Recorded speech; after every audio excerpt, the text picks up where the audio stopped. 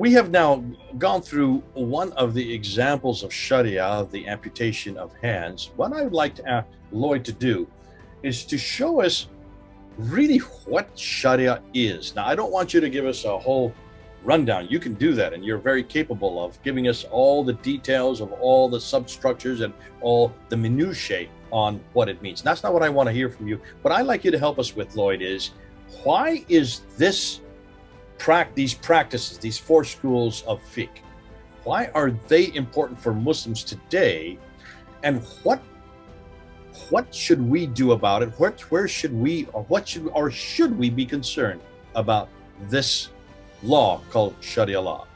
Over to you. Hi Jake, good to be back. When you look through the Quran as an individual, you can come to a different conclusion to another individual who reads the Quran or reads the Hadith. You might read a different Hadith, come up with a different opinion, different conclusion. There are contradictory verses, contradictory Hadiths. So Muslims needed, because of this, unfortunately, this confusion that was being caused, they needed a single set of firm ideas, principles they could rely on. What was abrogated, what is no longer relevant, what is the final interpretation by the best scholars of Islam, and that is the Sharia. This gives them the bedrock upon which they can interpret everything. But also that interpretation is now done, that exegesis is now finished, and now they can move forward and apply this as a legal system to manage their future caliphate, to manage their affairs. So the Sharia, from our perspective, it gives us huge explanatory power. It explains how Muslims do things. For instance, does the Quran have detailed instructions on how to perform the 5 daily prayers? The full instruction as a Muslim is taught as a child, does it have that? No, in fact, no. The Quran only says 3 prayers, all fine. Only the two in the evening are only introduced with Al-Bukhari in 870, the later 9th century.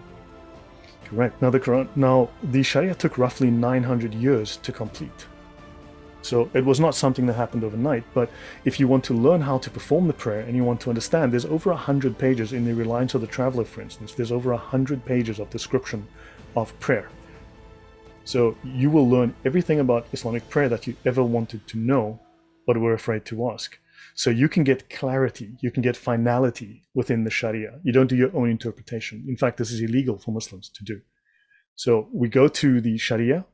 This gives us this clear understanding of how is all this interpreted, what's still relevant, so it gives us explanatory power. It explains everything in detail. It goes to great lengths to explain what Muslims do, why they do these things, and how they do these things. You want to learn how to pray? There's several pages of instruction that explains exactly what you need to do to perform the prayer in the mosque. That's not present in the Quran. And then also from a security point of view, that being my background, this would also define threat doctrine, enemy threat doctrine. This says what are their plans on a personal level, because the Sharia happens at a personal level within a Muslim, but also on a social level within your town, your household, your village, your community, your nation, the planet. It describes all of this clearly for us. Okay, so that's obvious that it does take what the Quran is saying, expands upon what the Quran is saying, applies what the Quran is saying to a real life situation. So that's where the deen, the practices of Islam come in, is what you're saying. It is actually how it's to be lived out, how it's to be practiced. Obviously, these are general rules. Yep. But yes, there are. But as we saw with the amputation, it has all kinds of contradictory explanations as well. So why then? Or for a Muslim, I'm a Muslim now, I'm listening to you. Why would the Sharia, why would these explanations or this fleshing out of chronic injunctions, why would that be important to me, or should that be important to me as a Muslim? A Muslim is a muqallid. He follows the doctrine of taqlid. He's a follower. So he is someone who is beholden to the law of Allah, and he submits to Allah, and therefore he doesn't. I can go into detail within the Sharia to show you that Muslims are not to apply their own thinking. They are merely to obey and not to question. In fact, to question is frowned upon. In fact, it's illegal, but also questions bring doubt. Doubt in Islam is illegal. They are just to be given these instructions, follow these instructions, do this. Doubt and anything that would cause doubt is illegal and must also be opposed vehemently. Right. So these are instructions given. We can actually go into the Reliance, for instance, and cover those exact rules. Even your sense of morals. The Sharia says explicitly that you actually, may I just go there, Jay, and just actually bring that up, because that'll be very clear, if I may. Go ahead. Okay. Have a look here. It states very clearly within the Islamic law that we have a thing called the scholarly consensus. Here we have the scholarly consensus, the ijma, right? This is the ruling, the consensus ruling of all the scholars, the things they all agree upon that are binding in Islam. Notice that scholarly consensus is legally binding, right? The scholarly consensus is legally binding. Another thing that is important to note about the importance of Islamic law, notice here, it says when the four necessary integrals of consensus exist. These are the four things that say that here the scholars have consensus. They've all agreed. The ruling agreed upon is an authoritative part of sacred law that is obligatory to obey. It is not lawful to disobey, nor can mujtahids of a succeeding era, these are scholars of a following era, make the thing an object of new ijtihad, of new personal reasoning. The ruling on it, verified by scholarly consensus, is an absolute legal ruling. It does not admit of being contravened or annulled. The proof of the legal authority of scholarly consensus is that as Allah has ordered the believers in the Quran to obey Him and His Messenger, so too He has ordered them to obey those of authority among them, saying, "You believe, obey Allah, obey the Prophet, and those of authority among you." Such as when those of authority and legal expertise, the mujtahids, agree upon a ruling, it is obligatory in the very words of the Quran to follow them and carry out their judgment. And Allah threatens those who oppose the messenger and follow other than the believer's way. Does that answer your question, Jay? Go on, yeah. So I can see that there will be problems with this, and I can see where there's some comeback. In fact, I would have problems with this right away. I can understand then why the earliest scholars like the Hanafi, Maliki, Shafi, and the Hanbali school, how those scholars would have wanted these to be a ruling that is sacrosanct. It is sacrosanct for them. The problem with that is, why can't you not use ijtihad? Ijtihad means interpretation. Why can't you use later interpretation to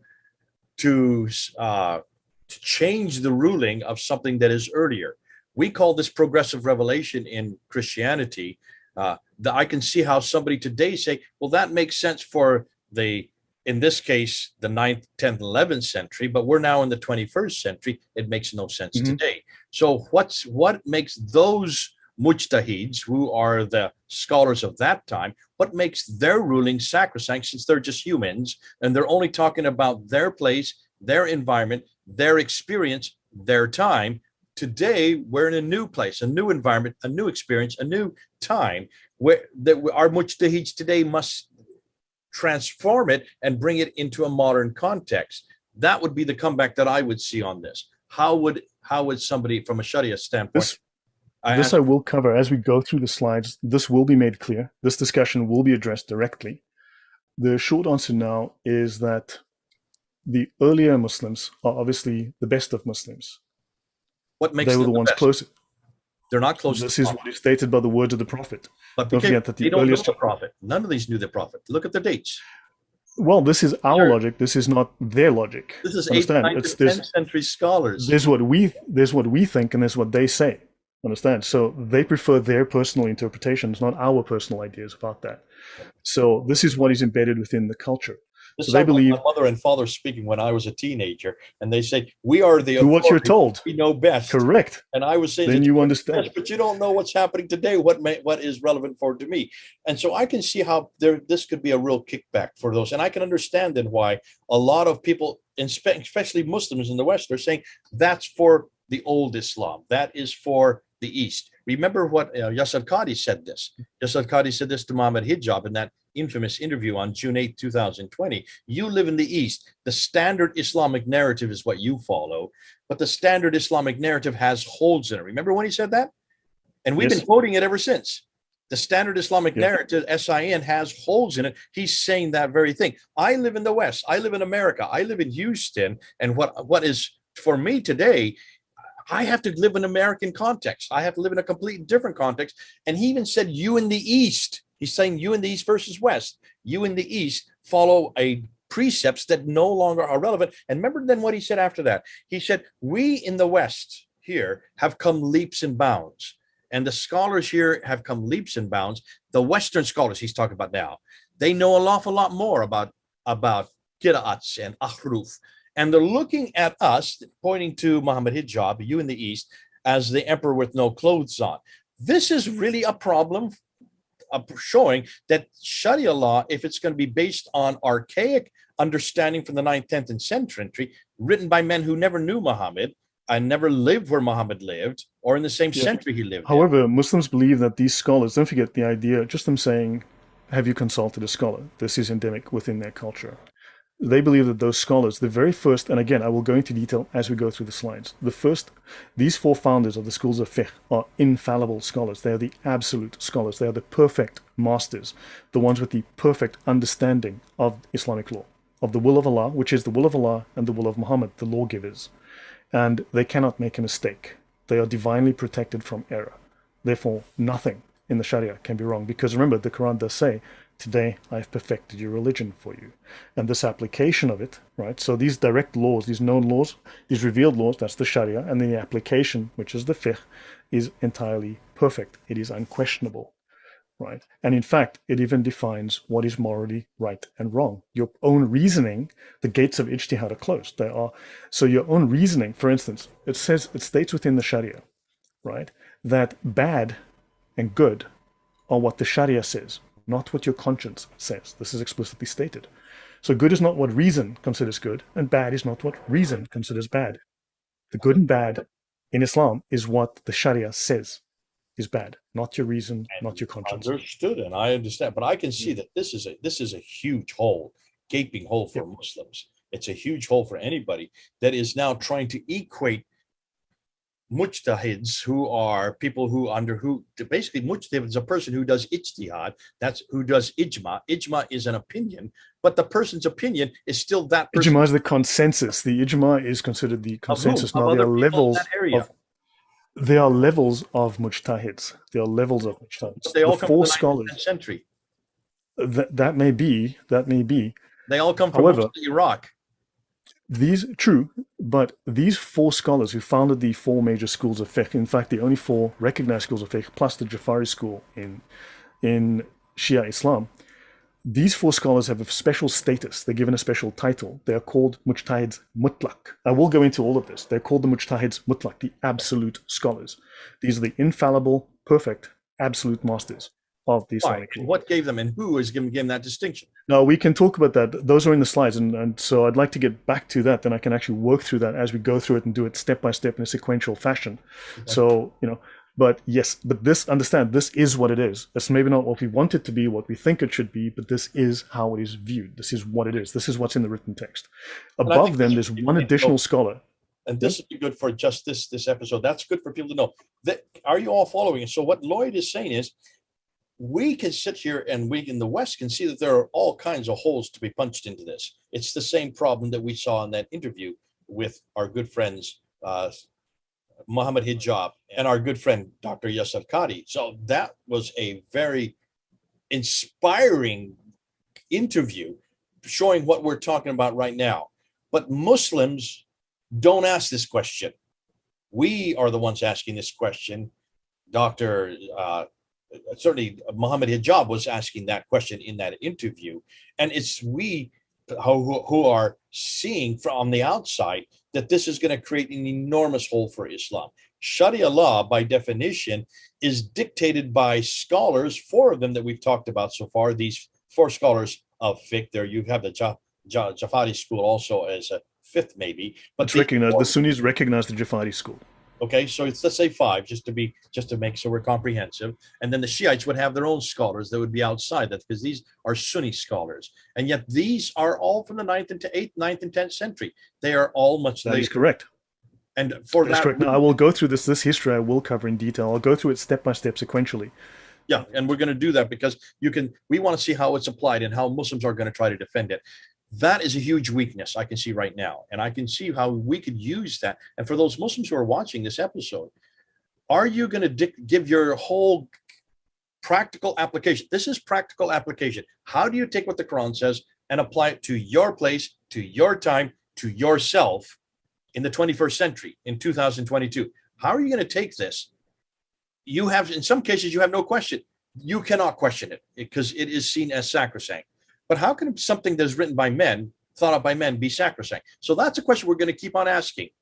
But thanks so much, Lloyd, for doing this. This is good to at least see that what we're dealing with here is a group of men who come together to find a consensus known as ijma, and then they take the verse that's in the Quran and they interpret that verse called ijtihad. But these are four special mujtahids, the mujtahids mutlaq, and there's only one scholar above them. So there are 5 major scholars that define Islamic law, and then the rest take those ideas and have perfected them, refined them over the following centuries. So are you all following that? So it is a rudimentary, regimented, and authoritative set of laws instituted in the 9th and 10th century, imposed on us in the 21st century, and yet it doesn't even have any standing within the 7th century. Fascinating. Yet that's something that we need to know so that we know how to then to engage with Muslims one-on-one, back and forth. God bless you. Thanks so much, Lloyd, for doing this for us today. This has been certainly informative. I'm interested to see where you're going to go next. But until that time, this is Lloyd in Poland and Jay here in the United States. Over and out. Take care.